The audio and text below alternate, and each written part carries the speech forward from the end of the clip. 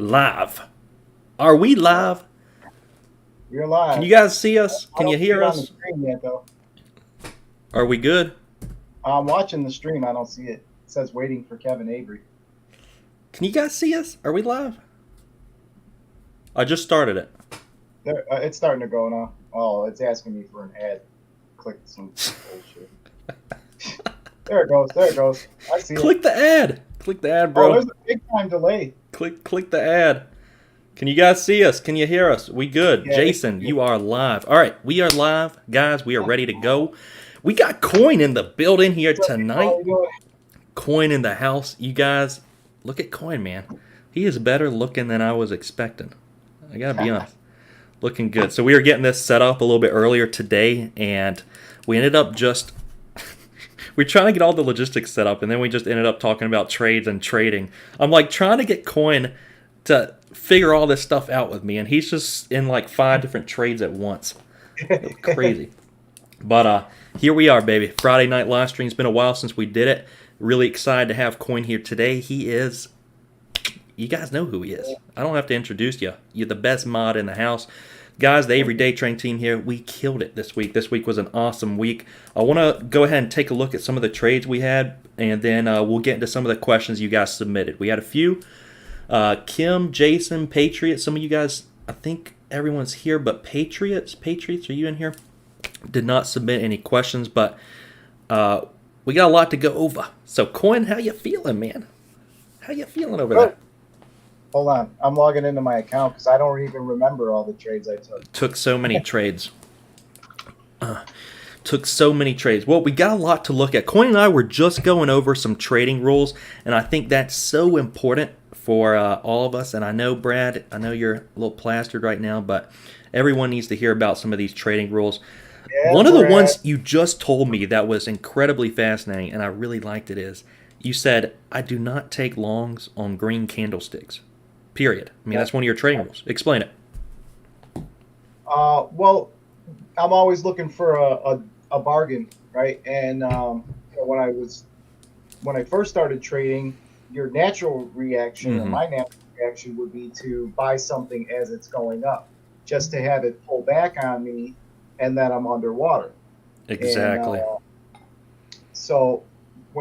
so now my main strategy is I just price action trade. So when something spikes, I'm looking for that pullback to buy in, because usually, or more often than not, I'm in the money real quick. If my entry's real good, I'll be in the money real fast. Just like NIO today, right? Yeah, just like NIO. And solo. NIO is a little tougher because that had just a massive down day, and if you look at the daily chart, look at the outside bar. So let's go ahead and share your screen, and so they can see NIO. I want to go over that trade you took at the end of the day today, guys. Yep, grab your drinks. Yep. David in the house. What's up, guys? Just saw this pop up and said, "What? Missed you today?" Yep, Coin and I, baby, we doing it. We are doing it. So, with OBS Coin, I see mainly your right chart. Yeah, so let's look at the right one. Right side? Yeah. Yeah, okay. So you see the massive outside day it had today. Yeah, so we're looking. So I wasn't watching it for a long side play today because this was just way overextended. You got the 9 way down here. This is the daily, guys, FYI, if you're not aware. This is the daily chart. So it wasn't even a play until I looked at the scanner and I saw the negative intensity. Yeah. So I started watching it when it started coming down here. Can you zoom into the intraday chart right there? Yeah. Intraday? Yeah, so we can see kind of what you were looking at on the scan. So it was panicking out, and you saw it on the negative intensity scans, and you saw the daily. So this is something you were telling me earlier, too, and it just hits home with me. Coin and I both do the same thing. As soon as the stock's popping up, it's getting volume. It's either getting euphoric, it's panicking out. First thing we do is what?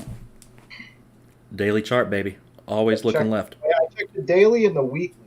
Especially if something's up big, I want to see a bigger picture. You know, the daily's good, but The Yeah. weekly, you might see levels on a daily, and you can see the weekly like, well, it only another dollar away is a weekly level. Yeah. So I'm always looking for that weekly That's level uh, because it might blow out a lot of traders that are trying to short on the daily mm-hmm. resistance, and just for it to spike past it, blow them out, and then dump. you know. That's something I really wanted to get across to the fellas today. And Kim, this was part of your question as well. You said, Kim, let me pull it up real quick. You were talking about part of your question. Kim was saying, focusing on this is kind of how you said you used to trade as kind of the bull flags traditionally. Buying on the 5 minute chart. Buying the next green candle to make a new high. Coin was just saying he doesn't even buy a stock unless it's on a red candle. And also, it's kind of the big picture. If you guys have been trading with me for a little bit of time here, with the big picture means a whole lot more than just 1 minute candlesticks. And that's why most of the time I start with feelers and then I stop paying attention to the stock entirely for a little bit of time.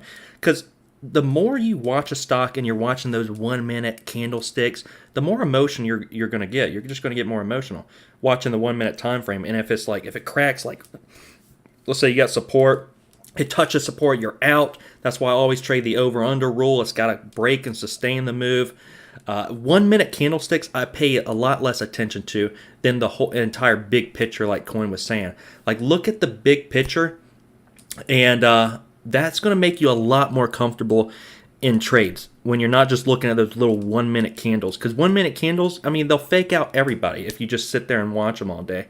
And that's something Coin just said a bit ago as well that will help you with this. He was talking to me about not marrying tickers. You don't marry stocks. Elaborate on that thought. Why is that one of your rules, not to marry any tickers?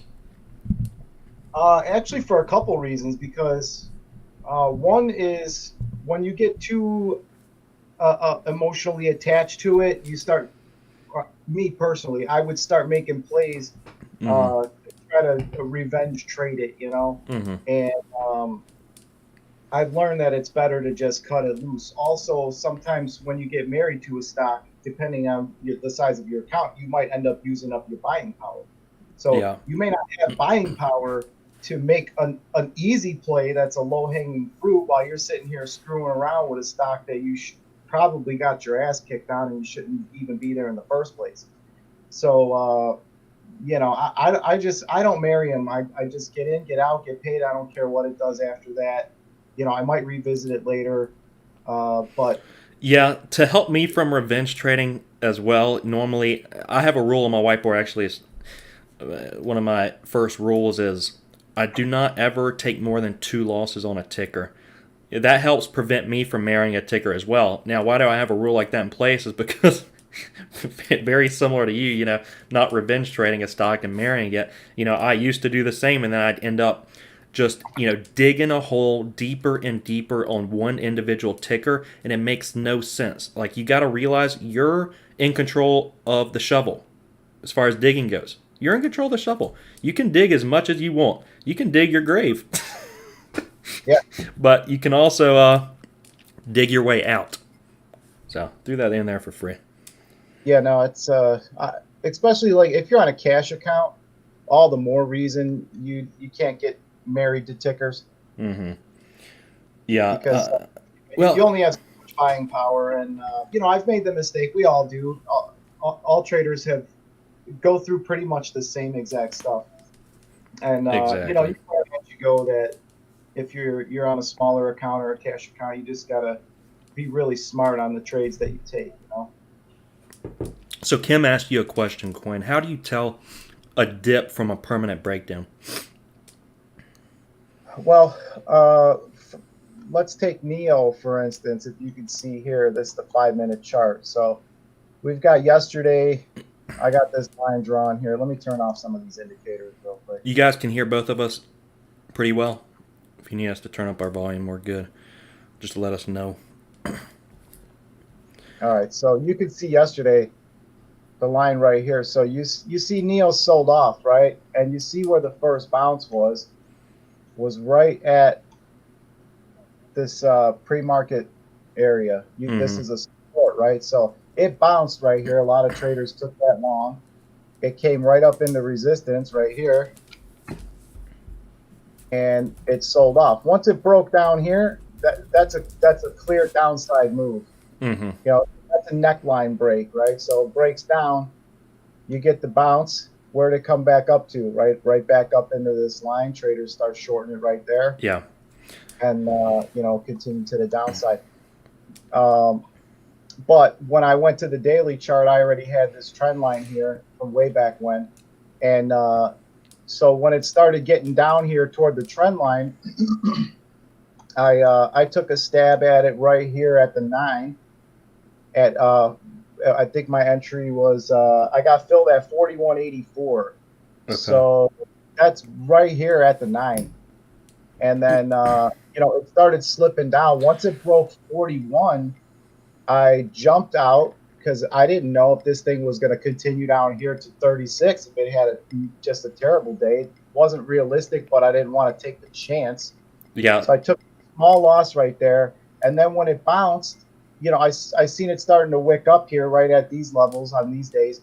And as soon as I seen this, I got a fill at 41.11 and then another one at 41.30. So as soon as it bounced right here, I saw this one. Some volume came in on this candle. It's a big volume candle right here. And then I seen another one coming up here. So I jumped back in here. And at the same time, I paid for like options flow. I saw like a $4 million 45 calls come in that expired today. So as soon as I saw that, I knew, okay, cool, I'm going to stay in that trade. So Kim, to answer your question, it depends. Well, yeah, you trade very dynamically, Coin, right? I mean, obviously, when you get into a trade, you're looking at many different things to determine, you may not. It's all got to line up. It's all got to line up. It just can't be one time frame, one indicator, one, they all need to line up. When I seen this breaking down, okay, that's a good short. I wasn't even in the play anywhere over here. I seen it on the negative intensity scanner somewhere in this area after you and I got off the phone. So at that time, when I got in, I started looking at this area because I already saw the daily chart. And remember what happened to me a couple of months ago on Peloton? Same thing. Remember? So exactly. I mean, let me. So you got to look at the area. So I like to explain things in kindergarten terms because that's how I figure things out too. So let me try. KISS, keep it simple, stupid. So Kim, with I think the easiest way to explain that would be, when getting into a trade, if it's not doing what you're expecting it to do, get out. If you're expecting it to continue lower and to scale into it, oftentimes that's why I scale dynamically, because I want it to go a little lower. I'm going to trade that. But if I'm getting in it thinking it's the bottom and it's not, get out if it keeps selling off and flushing even further. I wanted to look at a stock, Kim, that you brought up. You said FOSL the other day. How did you know? What were you asked about volume? Could I present real quick, Quinn? Yep. Thank you. Thank you, sir. Yeah, okay, present now. Yeah, let's look at this, Kim. So you were asking about volume. When we were watching FOSL, and I think the other day when we were trading it, I was saying, okay, let's wait for big volume to come in, good volume to come in. Want this one, up through $8. Correct me if I'm wrong, Kim. I think that's what you were getting at. But let's pull up. Yeah, let's pull up Thinkorswim here. There we go. Yeah, that looks good. Yeah, correct me if I'm wrong here, Kim, but here's FOSL. So this is what I like to look at many different. Can you see it now? Can you see the screen now? I like to look at many different variables when trading a ticker. And when I was saying, to answer the question you had, Kim, about what am I looking for with volume? What do I mean when I say, I want big volume to come into this?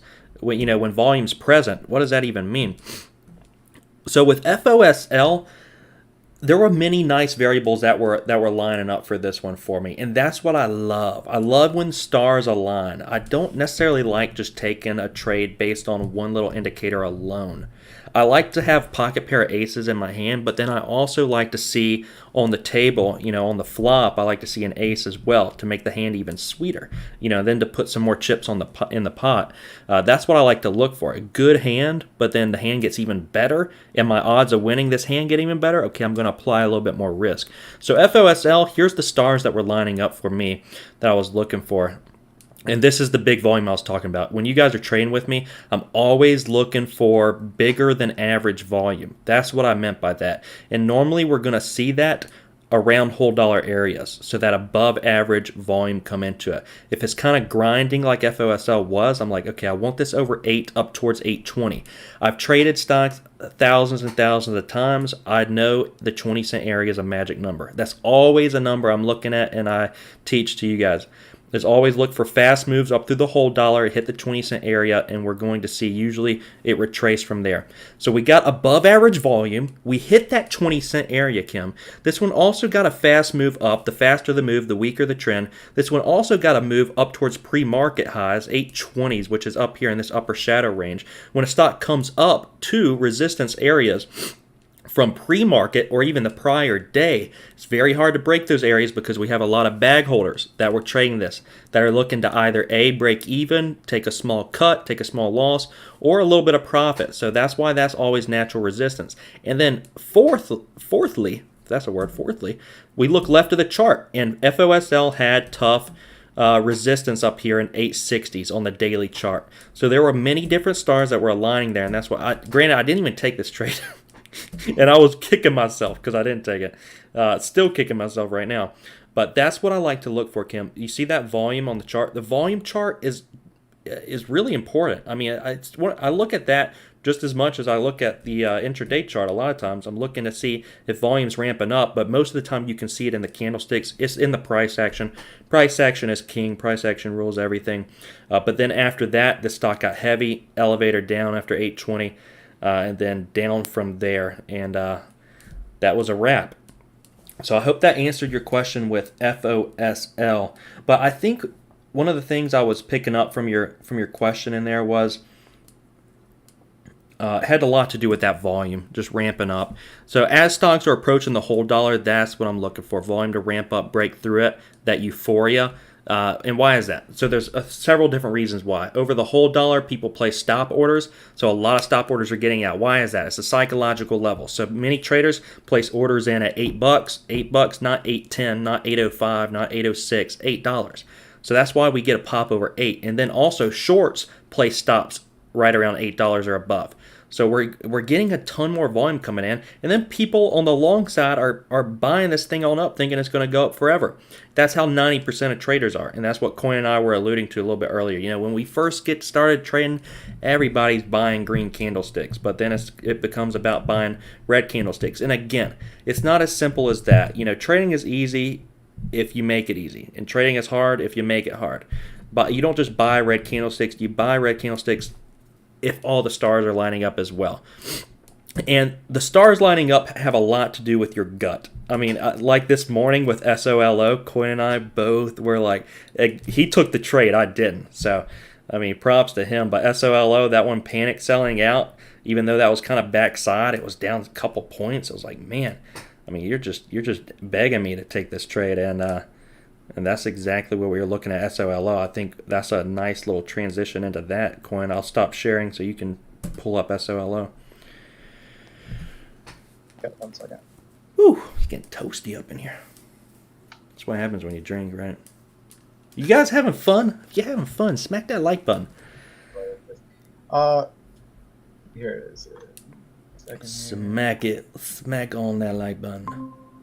You see it? Yep, coin is presenting now. I like this. It's nice. With Solo, make sure we can see it. Yeah. With Solo, what I saw here was just this pre-market sideways range. When it got this big pop out of the gate, that's a good size move right there. So when it broke above pre-market highs, I'm just looking for the first dip. I usually look into. My goal is to get a 50% pullback or close to it. You know, I know the deeper the pullback, the lower my risk and the higher my reward probability is. So when it pulled back right down into this pre-market and bounced, my entry on Yeah, you had a really good entry on that front side. Yeah, it's 590, 598. So I don't know what's the low. You know what's funny? Traders like Coin and I do trade. I mean, we trade similar, but we trade different as well. You know, most of the time I do not trade the leading gappers. Like period. I don't trade the leading gap. I don't trade low floaters. It's one of my rules. I don't trade the leading gappers most of the time. I like to say I like to trade the easier stuff, but this was rather easy for Coin. I mean, we all have different edges. It's important to learn from everybody. I like the 5-minute chart. It cuts out a lot of noise for me. I also like the 2-minute chart as well. But you can see the same thing. You know, when it popped here, I'm looking for this pullback. This is where I got in on this, basically 50% of this big candle. Yeah. So, you know, price is almost always going to come back and test a level. It may not hit to the penny. It may slip down a little bit. You can see right here. Look at this fake out. Yeah, that's why they traders out. They put shorts on a break. Shorts figured this was going to flush, and look what happens: slip, pop, and grinded back. Once you guys have been trading for a while, you'll understand that. Look at the support line; it came right under it, and this happens a lot with the penny stocks because that's where most amateurs are trading. Stocks will fake out, break out all the time. I mean, like I said, these things are highly manipulative. But if you understand them to a certain degree, you can trade them like Coin does. That's why I always trade the over-under rule. I never stop out of a stock right at support or at resistance. I always wait and see if it's going to fake out, break out. Always, always, always. Another thing I noticed, about support and resistance, a lot of traders would think that it's going to be the top of this area is going to be the support, right? Once it comes back down. But it's not always the top. Sometimes it's the bottom of that little range right there. And you can see what happened here. It came down. This candle stopped here, flushed down. It's the bottom of this area and the top of this one, So that's why you need to scale in, because you can buy a zone. You try to pick a price, but you're buying within that zone. So you might, if you're going to trade 100 shares, you might do 25, and then 50 on the last one, Yeah, sizing in. I love that. If you guys want us to go in depth on sizing in, please let us know, because it's really important. I do want to talk about scaling probably at some point tonight. If you guys have a specific question on it, go ahead and write it down. So Kim was asking you, Coin, about if you could put NIO and Solo side by side. I think probably like the intraday charts. If you have the intraday on NIO. Let's go to 5 minutes. I'm going to go to 5 minutes just to cut some noise out. Yeah. I mean, what Coin just said there is really important, but he said it kind of subtly. Cut some noise out. That's exactly what I was implying earlier when I said, don't pay so much attention to the 1 minute chart. You want to cut some of that noise out, because it otherwise it's just too emotional. You get too emotional looking at like little 1 minute candlesticks going up and down. Cut out some of that noise with a 2 minute, 5 minute time frame. I use a lot of time frames, like overwhelmingly, probably obnoxiously too many. So there you go. Go back NIO and Solo.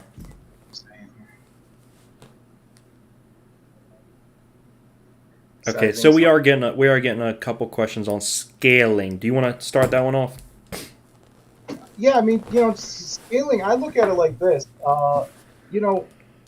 As a trader, one of your best things other than risk management is getting the best deal you can on the stock, right? You want to get it cheaper than the next guy got it. So I'm looking for it to pull back in real nice. Yes, sir. Oh, there was a delay. Never mind. So I'm looking for it to pull back. So when I'm scaling in, my first orders are the smaller orders, because I'm buying the zone. So I'm buying smaller size, and then I start to size up as it gets closer to an extreme outer Explain level. that on solo today because you did start that rather early looking at the chart. So go over solo where you started it and kind of.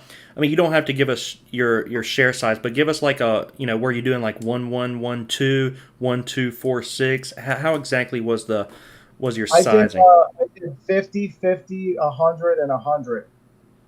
So as it was coming So back, I one always, one two two.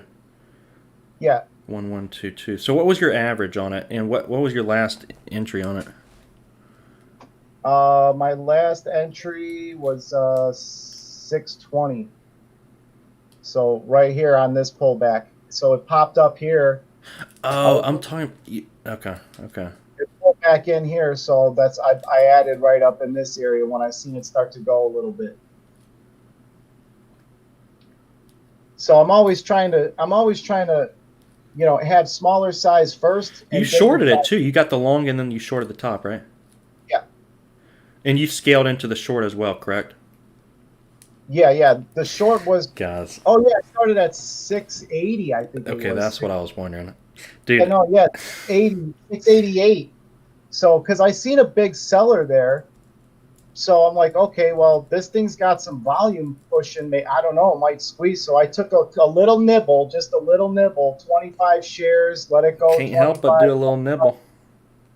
Yeah, because on the short side, you can get blown out so fast. Yeah, especially on these, like, I'm not going to say any names, but this one, someone did alert in chat it was a pump. And I mean, it was obvious. Obviously, it was a chat room pump. But that's what I was saying this morning. If you're trading this on short side, it's a chat room pump. I know you were doing it, Coin, but maybe not everybody's aware. Like, you got to slow scale them a little bit because sometimes those 2,000, 3,000 group chat rooms are going to pump this. And this stock isn't a void for me, but Coin killed it on the short side, and you're taking advantage of other people's emotions. You're shorting into it, slow scaling it. But that's the dude. When I first started trading, this is what I dreamed about. I didn't dream about. I didn't dream about. I didn't dream about being on a yacht or being in a mansion. I dreamed about longing and shorting the same ticker, getting both sides of it. Dude, that is like bad A right there. That is what I always dreamed of. I'm like, dude, I that's wasn't doing sick. it, And then but I do I'm it always today, and I'm like, it's whatever. Like, I don't know. I'm kind of a numb to everything at this point. better long side trader. So when I'm shorting, I'm a lot more cautious. And the truth is, it's because I've been blown out so many times trying to That's short. that's where You know, we're a little. Yeah, I understand that. That's where we are a little different as far as I'm so much more comfortable shorting, and you're so much more comfortable longing. But granted, I don't short the solos of the world. So well, when you take small size, there's no stress. Even yeah, if that's why I wasn't worried about it. I think I even posted it in the chat. I'm just taking like little nibbles because even if it's squeezed nasty, I only had 50 shares at the $7 area. yeah. So I So you were mean, I planning to scale into it can give pretty it up through wiggle. eight. You said pretty much up through 8. I've seen the seller. Well, don't forget, I'm watching the order book too. So when I see a level get taken out and then they refill, I know somebody's dumping shares at that price. They got filled, price comes down, they reload. Yeah, Price gets filled, they reload again. It's gonna exhaust at some point. So when I start exactly. I mean, pressure, I'm more relaxed about it. Small size, I can see the book. what It's goes starting. up must come down. It's starting to build. Yeah. And I cut it too early, though. I cut it way too early. Dude, you I know what we cut were it. talking about earlier? We were saying, dude, we were just making, we were just kind of picking at some of the newer traders who are always like, man, I'm missing moves every single day. My God. It's like, dude, Yeah. get used to it. Get used to it. Coin and I, once you trade for a long time, you just become callous to it because I promise you guys, every day you're gonna miss a move. I mean, Yeah. it just happens. You're missing moves every single day. You guys know. You guys know what it is. I mean, we were killing it all week, but there was so many moves that I missed, and I'm sure you missed, Gwen. Maybe not. You're a bot. You don't miss moves. With the sometimes you gotta have an I don't care attitude. You know, Yeah. if you play, just let it go. Yeah. And how many times have you, or you guys in the chat, how many times have you missed a play just for it to come right back down a few minutes later and That's test why. that in? That's why you scale. That's why I never worry about missing a trade. I don't care if I missed it or not, but I'll set an alert on my chart at Yeah. a price that I'm looking to get interested in. And, you know, if it triggers throughout the day, I'll just flip it back on. Okay, you're back down in my level. Now, are you going to break down or are you going to bounce? You know, I'm going to call you EE Emilio because I probably just butchered that name. Emilio.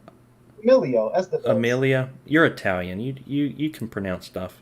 I don't know what I'm doing over here. All right, I'm gonna call you EE. Can yeah. So use the 2 minute, use the 5 minute, use the daily.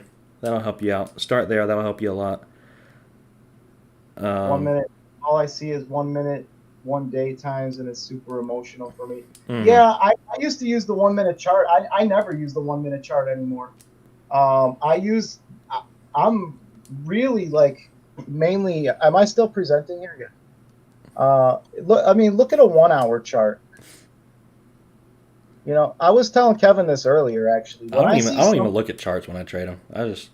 when I see something pop and drop, Just you know, I'm looking. If it breaks down on a short time frame, I start looking at some 2 hour, 4 hour. Let's go to like Workhorse.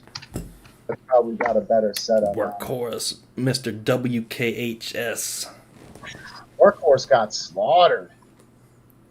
What's it at? But It's got the under 15 main support. Where's it it at? held at that level all day. I made a bounce play on it Okay. earlier. I got in. Where did I get in this play? Oh, this was early in the 20s. This was like early. I played the first bounce right here. 20. My entry was 2020. So it bounced up. As soon as it hit VWAP and rejected, I sold flat. Yeah. So I mean, sometimes your profit target, you may adjust it mid trade. I mean, you got to, depending on the price action. You know, with CODX, guys, you guys know my CODX trade today. I wasn't really expecting a point and a quarter on it, but this week was kind of insane. I got a couple points on HA Monday, got a couple 3 points on freaking PDD yesterday, got a point and a quarter today CODX. God, woo! Can we do this again next week, bro? And I'm freaking building a playground today. My God, I need to hire somebody for this stuff. Kimberly, look at the CODX, right? Yeah, this green candle was red. You know, when this one pulled back in, this was a red candle, right? It opened here, it sold off, right? Below VWAP a little bit. But it's right into an area. So this is an area like that's a good pullback. Guys, I saw this quote today. This is kind of where I was going with the CODX trade. It said, what did it say? It said, be pessimistic with your losses and be optimistic with your winners. Which essentially is saying be rigid with your rules and flexible with your profit expectations, which you guys know is a Mark Douglas quote, probably my favorite quote from him. Be flexible with your profit. That's how I was with CODX. I was flexible with the profit expectations. I'm like, man, this thing is going. It ain't slowing down. I'm gonna stick with it. So it just depends on the price action. Be rigid with your losses and with your rules, but be flexible on the profit side and scale out on the profit side. That's one of my rules. I mean, if I'm in like nearly full position on a stock, I will scale out. I mean, I will scale out of the profits because you want to allow those to work for you as much as possible. I mean, why cut them early? Even if you see a big number, and big numbers are relative to all of us. If you see a big number on your P&L, don't even pay attention to it. I'm not even looking at my P&L these days. I take it off. Don't even pay attention to it. You just want to trade the chart. Let the chart trade itself. If this thing wants to keep going, let it keep going. You know, stocks can be irrational longer than you can be solvent. It's a Warren Buffett quote. Okay. I was going to tell you also with the pullbacks, when you asked how do you know if it's going to be a pullback or if it's going to be a breakdown? Mm-hmm. The answer is you don't. You don't know if it's going to bounce or not, right? So that's why I play deep pullbacks, because the closer to the bottom of that candle it is, if I'm wrong, I'm out with a tiny loss. Yeah. If I'm right and that thing Yep. reverses and makes a new high, Yep. And you so understand Coin's thought process. Manager of risk. That's what you guys are as day traders. You manage your risk. And what does that mean? That means get in close to risk. now also I also look at the tape, right? When I'm looking at the order book and the tape, I'm looking for a momentum shift. So when something's selling off, you got that sea of red, and then you see it start to slow down, Yeah. and you start to see the reversal. So you got the sea of red, then you get a little green, little red, little more red. It starts pushing up and down. That When you makes sense. Yeah. start to see the momentum reversal, and then when I see the buyers stepping in, because I don't just buy, I'm looking to buy where there's big buyers. So I'm watching the tape, the time and sales, the level 2. I'm looking to see what is a big buyer on this stock. Is a You what? thousand shares a big buyer? No, I want to it's bring not. this up, Coin, because like I haven't even looked at the times and sales in forever. Like mainly I just focus on the chart at this point. Yeah. But the level 2, I don't even look at really either. I just kind of laugh when I see big orders pop up. But that's because it's not level 3 like you got Mm-hmm. the main order flow. I mean, I'm telling you, like this entire week, I've seen crazy big orders pop up on the level 2, and I don't even Yeah. pay attention to them. Even today, dude, it was Oh, SOLO. SOLO had a huge order pop up on the bid. I'm like, this thing's about to, take a dive and sell through that. It was a big order on the bid, and it did just that. It was like over that $8 area, I believe. And the guys, this is really important for some of you newer traders out there. Level 2, don't pay attention to it. It's just a tool to manipulate you. It's all smoke and mirrors. You can display whatever orders you want on the level 2. show you anything. I mean, when you guys what a level 2 looks like, I look at the order book, completely different. I could see everything from $1 to $100. Any order that's sitting there, how long it's been there, you know. And the level 2 they fake, so they'll put an order Fake in. out They all the swoop. time. And So say I'm going to sell. Say I'm the guy at $8. I've got this 80,000 shares at $8. I'm going to flash a big fat order at 720, so that other people start buying it up. And yeah, then once it gets to that $8 area and that order fills, they yank the order, and it's an air gap. It just comes straight yep, down. yep. And big, most of the time, big sellers, if they're trying, so most of the time, big sellers, when they're trying to get out of a position on a stock that's ramping up, like Solo this morning, they're going to display their shares as zero because they don't want to deter all the newbies out there from buying it up. Yeah. And that's one way you can spot a hidden seller, is when you see 100 shares, or it's a small order, and you see price go up there and fill, but it's more shares are going through than what you're seeing on the tape. Yeah. You're you're seeing 100, and price isn't moving that much. Why? Because that's not 100 shares. That's a big order. Mm-hmm. So you're right though. I mean, you don't necessarily need that. All you really need is your levels. I just look at the order book. I like multiple confirmations, so that's why I like the order book. Because Yeah, when I I mean, see well, you've that, been training for a while, so you know what works for you. Not like I think for a lot of newer traders, they get confused with all these things. They're like, "Oh my God, 90 EMA, 200-day moving average, time to sales level 2. Oh my God!" They just explode. You got yeah, just keep it simple, stupid. I mean, after a while, things will make sense, and and that's literally, your makes gut sense. will trade for you. I mean, tell me if I'm wrong. Your gut, you don't even trade anymore, Coin. Your gut should trades for you. You know what the good trades are. Been watch, Oh yeah, I took G-Tech this morning too. Remember watching that? when you see stock, like literally been doing this for 5 years every single day. Your gut tells you how to trade. And what does that mean? The combined experience over time is what trades for you. You're just kind of in the driver's seat watching. Yeah, didn't I take G-Tech this morning? Yeah. You traded G-Tech. L Rex, what's going on? It's okay, brother. It is okay. We all are noobs of something, isn't that right? Can I get an amen? All right, so Jason, are you still in here? You had a few questions. I wanted to touch on those real quick. You were asking about the hotkeys. Should you be using those from my advanced hotkey setup video?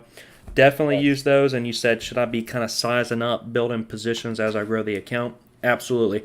But here's the main thing. You have to start with consistency. Like, let's stop talking about account size. Let's stop talking about position size. Let's stop talking about anything that has to do with sizing until we're consistent. Consistency is what matters.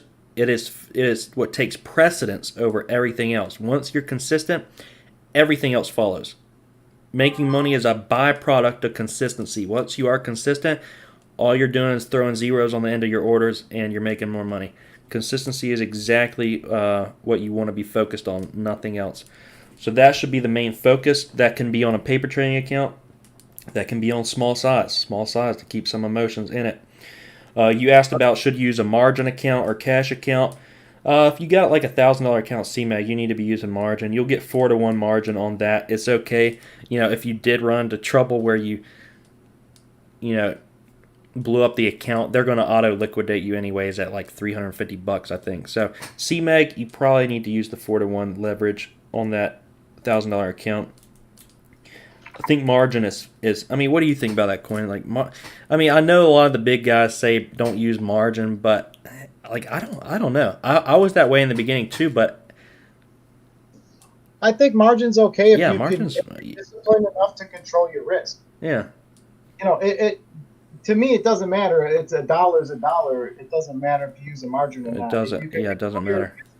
And obviously, if you put in $1,000 and you're trading with $4,000 or $6,000, then sometimes there's an illusion there that you have more room to lose than you really do. Yeah, that would be the only thing I'd say. Don't fall prey to that illusion. When I first started, I was on a margin account too. I was using SureTrader back in the day, right? And you're old. I see a great gray hair, don't I? 6-to-1 or whatever. And but if you can't control your risk, then you shouldn't be using margin. Yeah, margin's fine to use. I mean, if you have $1,000 account at CMEG, you get 4-to-1, I believe, at 1,000. So that's $4,000. If you're scaling into plays, just understand that max on the day you're getting $4,000. So your buying power is going to run out after that. You want to use like maybe $500, $1,000. So that's a $2,000 position. Then you can only do that twice.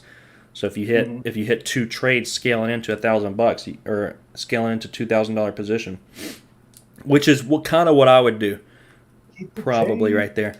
Keep the change. Hello, gents.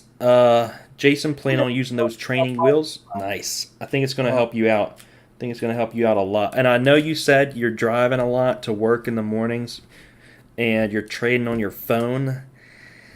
Yeah, I mean, you just heard Coin. He said, whoa. I mean, you asked me, Jason, so I'm going to tell you what I think about that. But I know you're in a very frustrating predicament with driving. But I would only personally swing trade using the phone. Day trading is, you got to understand you're up against professionals that do this every day and they got crazy amounts of stuff going on. A phone's going to be very difficult to get in and out of trades. You're going to run into liquidity or, time issues. As far as the lightning speed executions is part of the reason I love CMEG. As soon as I press the button, I'm in. Essentially, I mean that's what I love. On the phone, dude. When I first started Coin 5 years ago, I jumped on the phone too and was training. Oh my god, dude! I would get like this spinning wheel of death every time I got into a trade. I would literally swipe, get me in this, and it would give me a spinning wheel of death. And then and when I say that, what I mean by that, spinning wheel of death would happen for like 10 seconds, and then it'd say, "Okay, you got filled right here at the top." And then by the time I got filled, it was already it had already dumped. It's funny.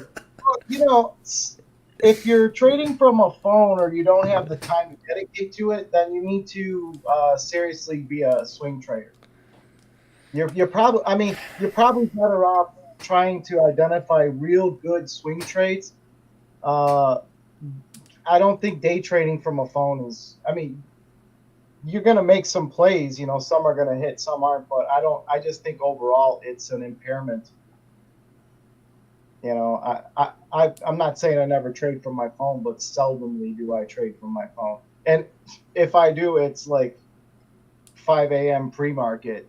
when I see that first thing pop, I'm like, okay, maybe I'll take a nibble. But You wake up, you roll over at 5 a.m. and you just for in probably a year. Because you know, the longer you trade, the more you realize you don't have to trade. You don't have to be in a trade all the time. And you know, as traders, you know, you want to make money, right? And newer traders are more starved to learn and to always be in it, right? And food, water. Huh? I'm just. You said we're starving. Yeah. Feed And the me, longer Quinn. the more you realize you don't need to trade. Yeah. Wait for the right setup, the right time, the right if you want to trade and you can only use a phone, then swing trading is not a bad idea. It's not. It's not. And if I was going to do that, I would do it with options because I can have a defined risk, and the upside potential is a lot greater. Mm-hmm. But you got to take your time and find the right play. And I think the best thing for swing trading is a 20 period, 200 period crossover on the 1 hour chart is really good. If you could catch it on a daily chart, I mean, you could look at any stock in the world, and I'll tell you, when you get that crossover, it runs for days. You know, it's just how it is. Yeah. Patriots, you in here? You asked a few questions. I wanted to go over those as well. Go ahead and throw some more questions down in chat, guys, and we'll start looking at some charts and questions and start going over some of those. Jason, I know you're thinking about afternoon job, gearing up to learn and building cash in the account. You also, so keep the change out of a small account, have a few months learning. It's been hard balancing the account to stay positive with a small account. You're going to run into certain challenges on a small account that larger accounts might not necessarily have, such as you feel forced to trade a certain way because you're on a small account versus having the liberty to not be burdened with those emotions. And you guys understand that. On the small account, such as, I can't, like someone said earlier, I can't scale out because commissions are eating me up, or, you're burdened with buying power issues, or there's all types of things, Look at Neo, look where the 20 period crossed the 200 on the daily. It was $4. It never came back. So, Coin, if you were to tell some of these guys who are getting started trading, what moving averages are essential for them to use? The 20 and the 200 are 20 and 200. Now you could see, like the 9. This is riding the 9. I'm sure the 9 is up here. I don't even use it, but this is probably. Oh yeah, I had it on earlier. This is the 9, right up in here. So the 9 is a good real short term. But the 20 is a much more solid. So Neo's, in my opinion, will be back down here. Look at how many days this was. This is going to be probably in the next month or two. It'll probably come back down here toward the 20. Hey, Coin, you're swinging something right now, aren't you? No. What was that trade we were looking at earlier? I thought you had you had a nice position on it. You've been holding it for a few days. Yeah, WWR. Yeah, I'm holding that. I forget, dude. Well, Emilio is asking, what is y'all's max day to hold a swing trade? I don't know that. Obviously, there's not a max amount of time to hold a swing, but I don't really swing. I like to put my head on the pillow at night and enjoy a night's rest. But listen, I would not be able to sleep well going to bed knowing I'm going to wake up the next morning and something crazy is going to happen with the virus or Trump saying something or Biden keeling over dead. I can't go to sleep like that and waking up not knowing what the market's going to do. So I like to put my head on the pillow at night and go to sleep peaceful. See, I like to hedge. I like to hedge. If I'm going to take big size on a swing, then I'm going to hedge it with puts. And I'm going to do it near the whole dollar. So I'm going to try to buy, let's say, for instance, if I bought NEO at, if I bought the shares and I was going to swing them and I bought it at 42, then I would buy the 41 puts. So if price breaks down, I'm making money on the way down. Mm-hmm. Put down, call up. Everything bounces at some point. So that's if I was going to swing it, right? Or until it doesn't. Before, when the COVID hit, I hedged a lot of my long term with puts. So I'm not going to just dump all my stocks, but I hedged a lot of it with puts. So when the market came down, I made money on those puts. And then you see what happened to the markets within a few months later. Okay. Patriots may watch this video a little later because he's not in here tonight. But let me go ahead and present this question to you right now. He was asking about risk. He said, what do you risk per trade? And this is really important to go over risk with the fellas. So let's go ahead and go over risk. Do you have a max risk per trade? No. Just the account? No. I price action trade. So price, If the reason I got into that trade, let's put the 5 minute up on the NEO. If the reason I got into this trade right here was I seen it get sucked up here, I seen it sucked up here, I seen the buyers step in. If I bought here, if price breaks this candle, I'm out. I'm not going to let it go any further. Yeah.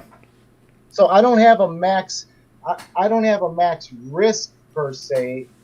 I'm price action trading. I think for newer traders, they should have a max loss on the day with their broker. Correct?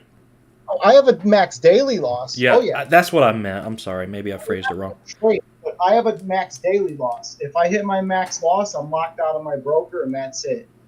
There's no. Yeah. So for me, that's like 4x what I make on a. That's like 4x. What do you say? Second account. So you go to your second account. No. Yeah, it's like 4x for me because my. If it hits, I'm out. I'm done. And it saved me. I know it saved me many times. As frustrating it is, you want to get back in and jump back in. Yeah. It's safe. And it makes you more disciplined too, because you start making better trades. Because if I blow it, I'm locked out. So it makes me a little more cautious. If I start getting anywhere near that number, I get real cautious. Yeah. And it's you're like, let me just hold this trade because if I liquidate it, I can't trade anymore today. No, that's what you'll run into. I mean, it's happened. I've done it before. I have done that before, and I've learned the hard way. Like, dude, that's crazy. David just recently set up a 20-cent stop loss hotkey and a 10-cent trailing stop, and you like them a lot. That's good, man. I would set them up like as a percentage because a 20-cent stop on like a dollar stock versus a 20-cent stop on a $20 stock is going to be incredibly different. But yeah, I'd set them up as a percentage, David. I don't like trailing stops myself. I like trailing stops, percentage-wise. Orders is my favorite. Yeah, because, for instance, with SRNE this week, dude, if I had used a trailing order, my God, pull up SRNE. SRNE was sick, man, this week. Pull it up. Manually trail. I manually trail it. Gotcha. Once price moves up, I'll slide my stop check higher. check I don't like the early automated trailing stop because the algos are going to see that a lot of times and whack you, especially 10 cents. you're getting whacked. I guarantee it. Your video just got whacked. Where'd you go? Oh, Refresh your video. There you go. Dude, show everybody show everybody the other camera.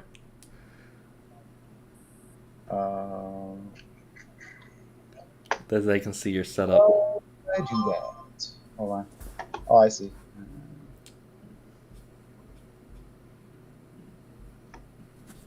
How do I switch my camera?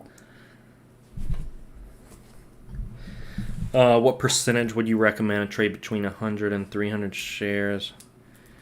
I don't know that the share size matters. I just think that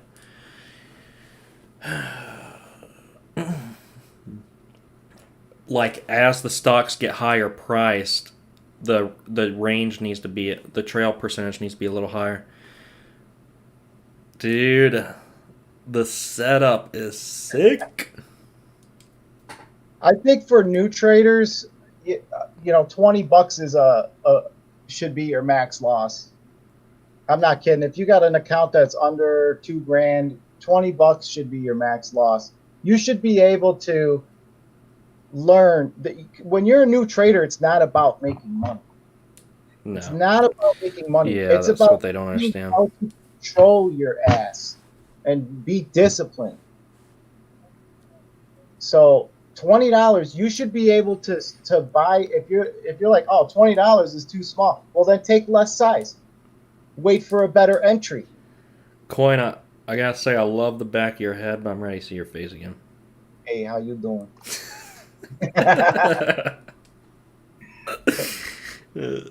Very nice. Very nice. Yeah, so, I mean, Coin's exactly right. And we've been training for a long time. So, I mean, focus on consistency. Don't focus on the money. Everything else follows.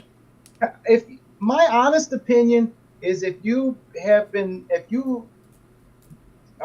new trader and you have a small account, you should be paper trading until you can take $2,000 paper, flip it to $5,000, and sustain it for 30 days after that. That's what I tell anybody that asks me. That's the first thing I tell them. If you're not willing to do that, prepare to lose your money. That's it. There's so many. How many times have you made a stupid entry because you hit the wrong key, or you entered the wrong type of order, or all of this stuff. Everything. Fat fingered.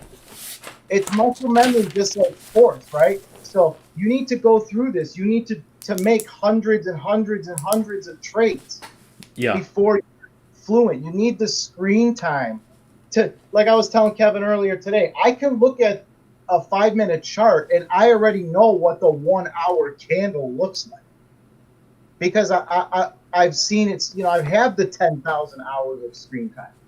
So you need to be able to take a small account, flip it, and then maintain it. And your paper trading account has to be a realistic number, the same amount you're going to start with your real cash. If you can't flip your paper money, you can't flip your real money. Bottom line. And I get a lot of paper people money doesn't pay my bills, Coin. I don't need to paper trade. I made $3,000 on this option play. You don't know shit. You've been trading for 4 weeks. I mean, even the worst baseball player in the world hits a home run once in a while, right?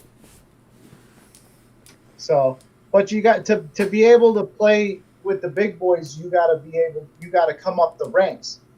So, you know, players start in little league, high school, college, semi-pro, hit the pros. Are they good enough to go pro when they're in the minors? Maybe. But how many guys get contracts and they still go through development? And you should treat your trading the same way.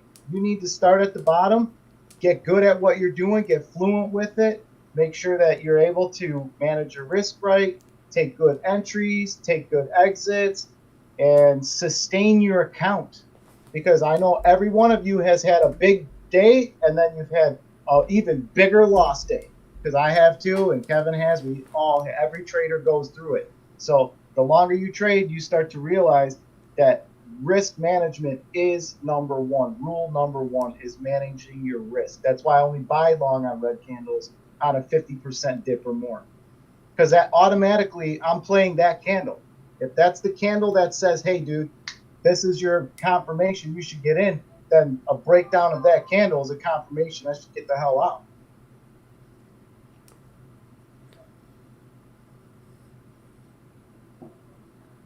I ain't gonna stop you. No, I'm looking at the chat on the thing. It's a little delayed. Yeah, so that's Amen. it. You should paper trade. Yeah. Yeah, look at Victor says, I made 125 on one trade and then I lost 300 on another. Exactly. So it's all about those emotions. I've made $3,000 on a trade and then lost 5 on one after that. You know, it happens. It happens. But that was when I was less experienced. Now I'll never even put myself in that position. Yeah. You know, that's like saying, you know, oh, I won't cheat on my wife, but I'll go hang out at the strip club. Well, chances are, sooner or later, you're gonna fall, dude. You know, so you need to put yourself in the right positions. Don't take risky trades, and you know, just make sure that you're really managing your risk. That took a turn. Any drinks at this party? That took He a said, I turn. was doing it paper trading, then those market corrections happened. I didn't know how to manage bear market conditions. Exactly. So imagine if you were trading with real money and the market conditions shifted. You'd be a deer in the headlights. You wouldn't. I see it all the time on these groups on Facebook. Oh, you know, what about? Oh, I'm losing money here. Dude, hedge your position. Hedge your position if you're gonna. You know, people are like, oh, Neil's going to 100. I'm like, okay, well, I think it's gonna crash. If I was a long-term holder, then I would be hedging it with some put options. Because if I believe in the company, okay, cool. Like Apple, it ain't going anywhere. Apple's not going to disappear. So I'll hedge my Apple with puts. If it drops, cool. I make money on the downside, and then I could use those profits to buy more shares at a cheaper price or exercise an option. No problem. Because Apple's not going anywhere. Now, if the world crashes and burns, we got bigger problems anyway. You know, if we lose Apple, we got big problems.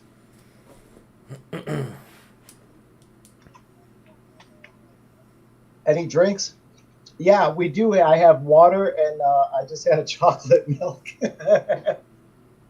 Kevin was like, "What? Chocolate milk?" Is that spiked? What you on that 2% chocolate milk? Yeah, 2%. Speaking of a drink, I need one right now. Ilio, a hedge. Options were created as a hedge, as an insurance policy. That's what options were created for. So a lot of big money traders will hedge their positions. So, you know, an option is worth 100 shares of whatever ticker you're trading. So I think I told you guys in chat maybe 2 weeks ago, I played TLRY long, right? When it popped over $6, I bought $6 puts, and then I bought shares to go long on it. So the option, it never broke down, so I lost a little money on the option, but I made a lot of money on the shares. So it's just a way of hedging your position. It gives you a limited downside risk. I had a beer. I could use another. The market is never constant. Come on, Coin, join us. Have a drink. You need to loosen up. You're a little too angry over there talking about. I don't have any licorice. I'm gonna tell your wife you were talking about going to the strip club. Whoa. Oh man. Yeah. So guys, so let me say this while it's on my mind real quick. Yeah, Coin was pretty much alluding to the point that you got to start. And I say this all the time. You got to learn how not to trade in order to find out how to trade. Thomas Edison, baby. You know, make that light bulb 1,000 times and get nowhere, but you're not really getting nowhere, right? Because you're learning how not to make the light bulb. and you're getting one step closer to making it. And part of that is, God, my eyes just started watering. Part of that is creating rules. So as you're learning how to trade on paper or small account, and you're taking small losses. Okay, most people do this. You guys listen to me, and you know exactly what I'm saying. As far as, when we were think about when you're back in school and you take a test, or some of you still in school. So think about yesterday when you're taking a test, and you aced it. You made 100 on it, but you didn't even study for it. Well, you don't think you have to learn anything because because you did well. The same thing in the market. You have a green trade. Oh, I did great. I ain't got to learn from it. You take a red trade. Most of the time, it's like most people don't even learn from those either. So I shut the computer down. I don't want to think about it. You have to learn from both your winners and your losers all the time. And you have to be, this is the most important part of this point, process-oriented versus results-oriented. And Colin, you've probably heard me scream about this a million times in chat. Results-oriented says what? Green trade, good trade. Red trade, bad trade. That's wrong. Completely wrong. 100% wrong. Process-oriented says, did I adhere to my trading plan? Was it the trade I wanted? Was it the trade I expected? Did I scale into it properly? Did I FOMO into it? You pretty much, you're trying to take trades based on your trading plan versus just, I threw a trade out there. It made money. It was a great trade. There can be bad green trades and good red trades. Trust me, happens all the time. I mean, coin. I mean, you'll take losses all the time, and it's fine. It's part of trading. The last time we did a live stream, remember, I got burnt on Peloton. It put in the same kind of outside bar as Neo, and damn it, this time I was ready for it, Kevin. But if you remember, the last time we did a live stream together, I traded Peloton. It broke, it gapped up, sold off, and I'm thinking, okay, just like I told Kim, I'm trying to buy a deep pullback. So this thing is at 60, 70, 80% pullback on a massive day, and I'm like, okay. So I bought in right there. Once it broke the low a day, I got out with a loss. It wasn't a huge loss. It was maybe a couple $100, but it put in that big outside bar like Neo did. And then when I revisited it later, I was pissed because it bounced, and if I would have just held, I wouldn't have took the loss. But you don't know where the stock's going to stop. So it was a loss, but because I followed my plan, it was a good trade. So you followed the trading plan. It was a fine trade. Despite taking a loss, it's fine. Exactly. But guys, along those lines, what Kevin's saying, that kind of goes with what is your edge? If you don't have a plan, you don't have an edge. Your plan can't be coins trading it. I'm trading it. What? The plan can't be, coins getting in it. I need to get out. No. Yeah, you can't. You can't do that. You gotta have a plan. So like me, I know my personality, or just probably because I wasn't able to short for so long in my career, that I just was a much better longer. I have more experience on the long side, right? And I've gotten blown out on the short side so many times. I'm like, well, man, I don't know. So for me, I'd say 75% of my trades are long trades.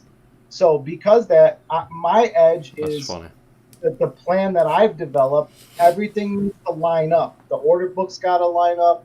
The support levels got to line up. I got to see the big buyers coming in. I got to see the nice pullback. Like, that's my edge. So my win rate's really high, and my loss rate is low, and there's small losses because that's my edge. If I lose, I don't care if I lose. It doesn't matter to me if I lose, because I know that I've mitigated my risks so much that it's not going to be big. My biggest add is going to be as low as I can possibly get. So if I'm adding full size at the bottom and it breaks down, I'm out. I don't care. Yeah. Like what happened today, Kev? We were on the phone. Something popped. It came down. What I say? I'm like, well, this looks like a good level. I'll put a buy in here and a stop like 4 cents below it because it made that deep pullback, and I don't know, half that hour was later, ESRT. Yeah, PSRT. I think what I think I made 5 cents, right? Because it popped and started. I'm like, I Yeah, don't know. so that one ended up closing below the Yeah, 200. it looks like a fail. So I just moved my stop up to like, I don't know, 5 cents in the money, and I'm like, whatever. But you know, just you gotta have your edge. You buy the pullback. I bought the pullback. Yeah, that's So why I I didn't. like. I love euphoria up to resistance and fear down to support. I got clear resistance and support areas. I scale in over under those areas and risk that. I mean, it's pretty plain and simple. And you guys have been trading with us every day.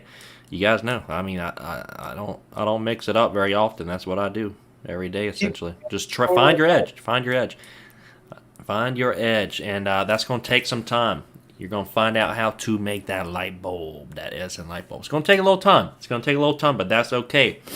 That is okay. Treat this time as market tuition. Don't be discouraged if you're losing money when you first initially get started trading, because that's kind of stupid. Everybody loses money when they first Paper start trading. trade. Yeah, paper trade. Paper trade.